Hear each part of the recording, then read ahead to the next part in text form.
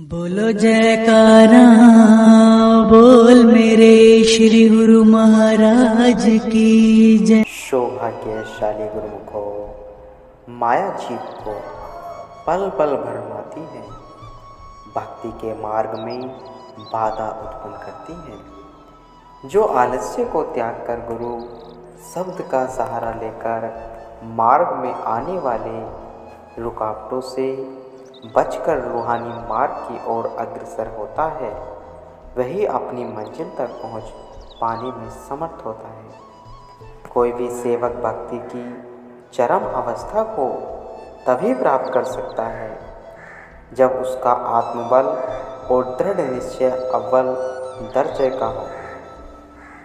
सेवक के जीवन में कितनी भी कठिनाइयाँ वह दुख क्यों न आ जाए, परंतु उसका निश्चय नहीं डगमगाता। वे उन दुखों को भी मालिक की मौज मानकर हंसते हुए यह सह जाते हैं, क्योंकि उसका लक्ष्य तो केवल मालिक की प्रसन्नता को पाना है, जिसमें शाश्वत सुख समाया हुआ है। परम संत श्री कबीर साहिब जी, संत रविदास जी, मीराबाई जी जैसे संतों की वाणियाँ वह जीवन चरित्र पढ़कर मन में नवीन उत्साह पैदा होता है, दिल आनंद से सराबोर हो जाता है। इन सब ने सांसारिक दुख तकलीफ़ों को तादार की दाद समझकर सिर माथे रखा और बेपरवाह होकर कदम आगे बढ़ाते चले गए। प्रभु ने भी उन्हें अपनी कृपा का सहारा देकर उन्हें अपने चरणों में स्थान दिया। मालिक की दरगाह में वही सम्मान पाते हैं जो दुनियावी सुखों को क्षणभंगुर जानकर उन्हें चित्त में स्थान नहीं देते, बल्कि दृढ़ निष्ठा धरकर सत्य की राह को ही अपनाते हैं, फिर चाहे उसके लिए उन्हें कितनी भी मुश्किलों का सामना क्यों न करना पड़े। भक्त धन्ना जाट ने एक ब्राह्मण द्वारा दिए गए एक पत्थर के छोटे से टुकड़े पर दृढ़ निष्ठा रखकर उन्हें ठाकुर समझकर उनकी पूजा आराधना करके उसी में साक्षात भगवान के दर्शन पा लिए। भगवान ने उसके प्रेम पर रिझकर उसकी रूखी सूखी रोटियां का भोग लगाया और स्वयं प्रकट होकर उसके संकेतों में हल चलाया। भक्त ध्रुव ने भगवत नाम पर दृढ़ आस्था रखकर 5 वर्ष की आयु में भगवान का साक्षात दर्शन करने का सौभाग्य प्राप्त किया। इसके विपरीत जिनके निश्चय में दृढ़ता नहीं होती, वे दुनियावी सामानों का की चकाचौंध में प्रभु के नाम को भुलाकर प्रभु से दूर हो जाते हैं। उनके दिल में सच्चे सुख को पाने की अभिलाषा तो होती है, पर मायावी दुनिया के भुलावे में आकर वह सत्य से कोसों दूर चले जाते हैं। सेवक के दिल का भाव ही उसे भगवान से मिलाने में सहायक होता है। प्रभु धन दौलत वह झूठी शान शौकत से नहीं रिश्ते, उन्हें तो केवल भक्त का भाव ही प्रिय है। भाव ऊंचा वह श्रेष्ठ हो तो प्रभु की कृपा सहज में ही प्राप्त हो जाती है, और अगर भाव कपट वह स्वार्थपूर्ण हो तो कड़ी तपस्या करने के बावजूद भी प्रभु का अखुट आनंद के भंडार का अनुभव नहीं किया जा सकता। राजा भगीरथ और हिरण्यकश्यप ने कठोर तपस्या कर ब्रह्मा जी एवं भगवान शिव जी को प्रसन्न किया, लेकिन दोनों के उद्देश्य व भाव में बहुत अंतर था। राजा भगीरथ ने लोक कल्याण के लिए गंगा नदी को धरती पर ले आने का वरदान मांगा, जबकि हिरण्यकश्यप ने स्वार्थवश एक क्षेत्र राज्य की मांग की।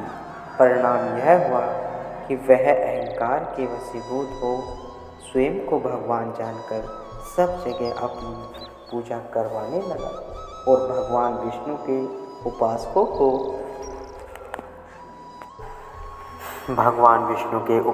को घोर यातनाएं देने लगा।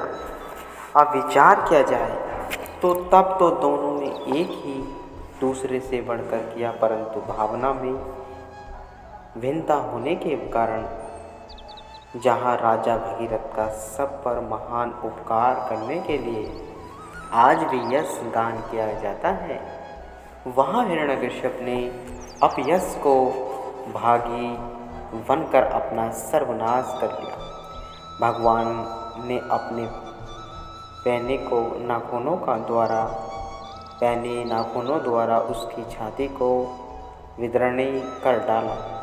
श्री रामचरितमानस में गोस्वामी तुलसीदास जी वर्णन करते हैं, जाकी रही भावना जैसी, प्रभु मूरत देखी तिनय तैसी।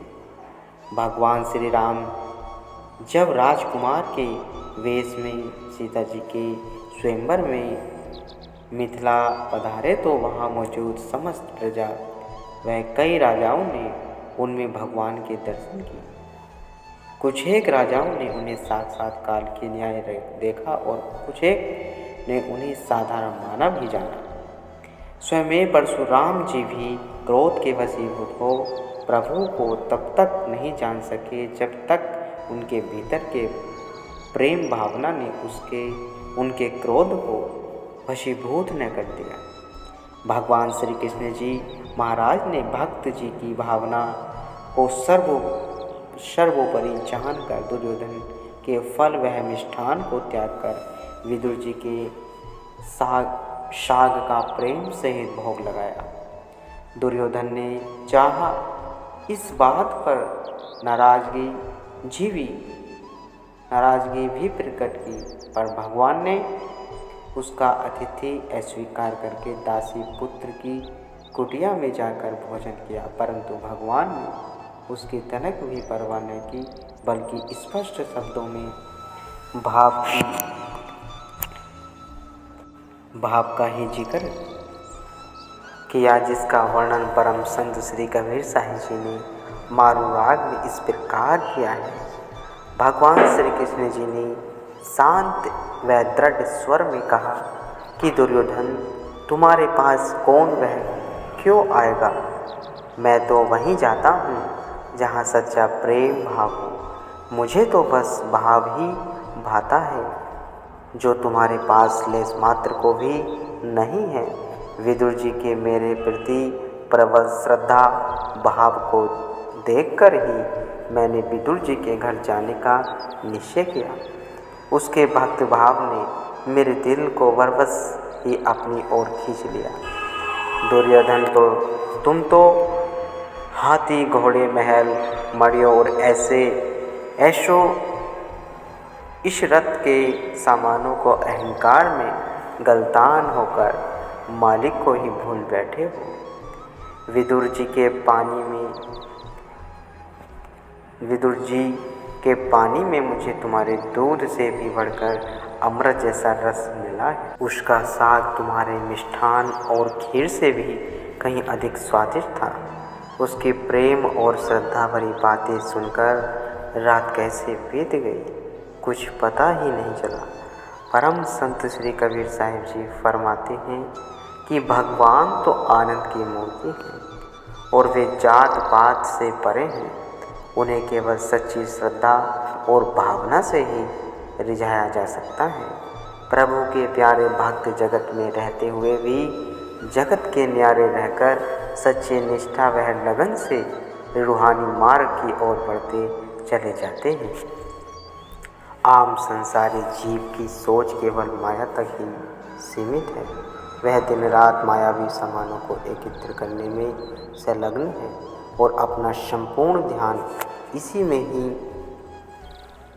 में ही केंद्रित करता हुआ इन्हीं मिथ्या पदार्थों को प्राप्त करने में प्रसारित है। उसकी दृष्टि में अधिक से अधिक ऐशो इजरत के समान एकत्र कर लेने में ही जीवन का सुख समाया हुआ है। सत्य के ज्ञान से अनभिज्ञ होने के कारण उसकी यह सोच सर्वथा अनुचित है। इसकी अपेक्षा जो गुरुमुख सदैव सद्गुरु के आश्रय पर ही जीते हैं और उन्हें अंग संग जान उनके उपकारों को सदैव स्मरण रखते हैं, वे एक पल भी उनकी याद से गुमराह नहीं होते। सद्गुरु के वियोग में जहाँ उनकी आंखें सदा नम रहती हैं, वहीं उनकी याद में उनका दिल सद्गुरु के ध्यान तस्वर में लीन होकर सदैव खुशियों में झूमता रहता है। किसी ने कहा है, हंसता था मैं रात दिन, दिल में खुशी का नाम न था, रो रो कर तेरे गम में अब मैं खुश हुआ हूँ। संसार में केवल संत सद्गुरु ही जो कभी प्यार से तो कभी फटकार से अपने सेवकों को पूरी सम्मान करते हैं। वह उन्हें सुख वह दुख से न्यारा कर देते हैं। ऐसे सेवक शारीरिक दुखों की परवाह न करते, परंतु आध्यात्मिक उन्नति वृद्धि पूर्णता सजग रहते हैं। संसारी लोगों की सोच इससे सर्वथा भिन्न होती है। वे सांसारिक सुखों को सत्य मानकर भक्ति की लाभ हानि का तनिक भी विचार नहीं करते। माया जाने पर तो जार जार रोते हैं, जबकि भक्ति हानि हो जाने पर एक आंसू भी नहीं बहाते। एक सेठ की बूढ़ी माँ का देहांत हो गया। वह बहुत भक्तिवान थी और अपने बेटे को भी भक्ति की ही शिक्षा देती थी, लेकिन उसका बेटा माया के नशे में इतना बेसुध था कि माँ की दी हुई हिदायतों को अनसुना कर देता था। माँ की मृत्यु के पश्चात उसने नौकर को भेजकर 8-10 गरीब औरतों को पैसे देकर रोने का नियम पूरा करवा दिया, परंतु स्वयं अपनी आँख से एक आंसू भी नहीं बहाया। जबकि कुछ ही दिनों के पश्चात जुए में बुरी तरह हार जाने पर वह दिन रात उस गम में रोता रहा। यह तो आम संसारी लोगों की दशा है। झूठी वस्तुओं में चित्त को अटकाकर उन्हें अपना मानकर उनके वियोग में तो दिन रात रोते हैं, परंतु जो सत्य वस्तु है उसका उन्हें तनिक भी ख्याल नहीं है।